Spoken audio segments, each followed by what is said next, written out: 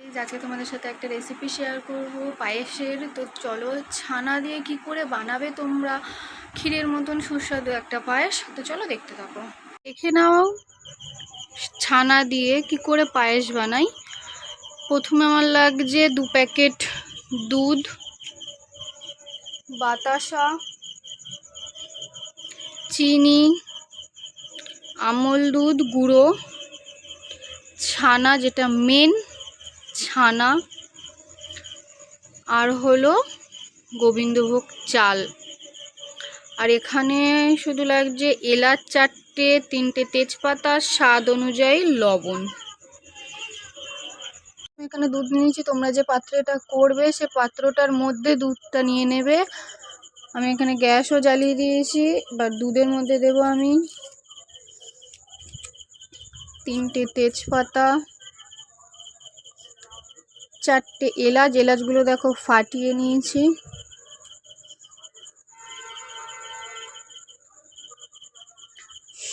স্বাদ অনুযায়ী লবণ।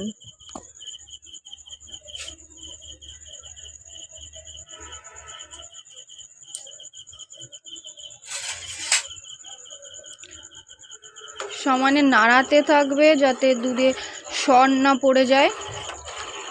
2 থেকে 3 বার ফুটে উঠলেই চালটা দিয়ে দেবে। দেখো দুধটা ফুটে উঠেছে। এবার এই দুধটা নিয়েই আমি গুঁড়ো আমল দুধটা গুলে নেব। আমি কোনো জল অ্যাড করব না এখানে। দুধটা ফুটে উঠেছে, এর মধ্যে আমি এবার অ্যাড করে দেবো গোবিন্দভোগ চাল।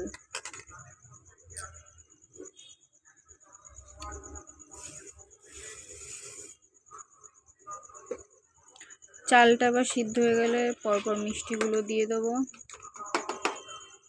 চলো দেখো চালটা সিদ্ধ হয়ে গেছে। এবার আমি অ্যাড করবো এর মধ্যে যে এই গরম দুধটা দিয়ে যে আমল দুধটা গুলে রেখেছিলাম সেটার মধ্যে অ্যাড করে দেবো।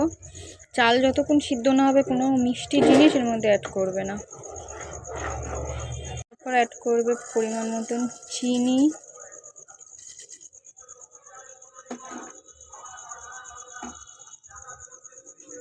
এখানে গুড়ের বাতাসা অ্যাড করেছি যেহেতু পায়েসটা আরও টেস্ট হবে বা লাল হবে বলে।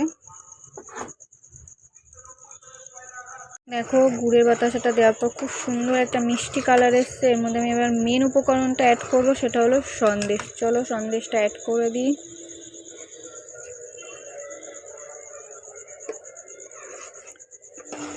এটাকে দিয়ে ভালো করে নেড়ে চেড়ে তোমরা নামিয়ে নেবে। হয়ে গেল পুরো সন্দেশ দিয়ে ক্ষীরের মতন পায়েস। তো চলো যখন খাবো তখন আবার দেখা হচ্ছে। দেখো সন্দেশের পায়েস তৈরি হয়ে গেছে। দেখো পুরো ক্ষীরের পায়েসের মতন লাগছে। তো তোমরা একবার তৈরি করে খেয়ে দেখতে পারো। রেসিপি তো আমার দেয়াই আছে আমার ভিডিওতে।